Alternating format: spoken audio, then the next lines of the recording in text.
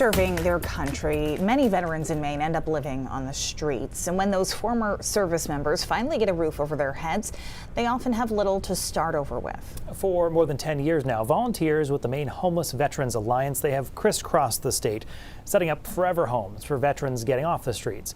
But volunteers are struggling to keep up with the growing demand for help. News Center Maine's Vivian Lee shows us from Gorham. After being on a waiting list for months, Army veteran Sandy Haikuna was overjoyed to move into this new apartment, located in a senior housing complex run by Avesta Housing. Beautiful. Haikuna, who had spent time living in her Jeep with her two dogs, Max and Titus, was starting over nearly from scratch. So at first, that meant sleeping on the bare floor. We're veterans. We know how to go without a little bit, you know. But her apartment didn't stay bare very long. Volunteers with the Maine Homeless Veterans Alliance delivered a new bed, furniture, dishware, and other items. This is the silverware and stuff. The driving force behind those deliveries is Kevin Nicholson. As chairman of the nonprofit, the Navy veteran collects used and new furniture, toilet paper, clothing, and hygiene kits. The majority are donated by Maine businesses and community groups. MHVA has helped more than 300 veterans since it was founded in 2012.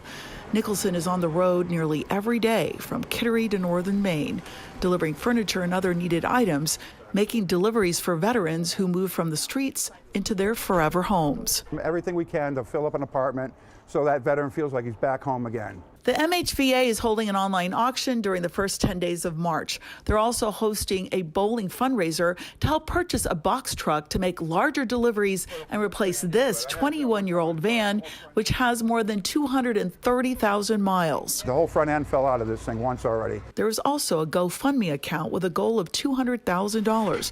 Some of the funds will also go to possibly renting a warehouse to store donated items and support other projects under MHVA, including No Bowl Empty 2 Pet Food Pantry, which distributes donated pet food and supplies to veterans and the less fortunate, and It Takes a Village 207, founded by Journey Ramsey and her daughter Becca.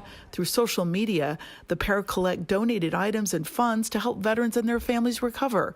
But volunteers are running out of space. Somebody dropped off like 15 boxes of donations yesterday, so my whole living room is full. My daughter's living room is full. Now, Nicholson and other volunteers all together delivered mattresses, furniture, and kitchen supplies to 6 different veterans who live in the same housing complex. But he says as the need continues to rise, this is just scratching the surface. Meanwhile, this veteran is grateful she finally has a place to call home. In Gorham, Vivian Lee, News Center, Maine.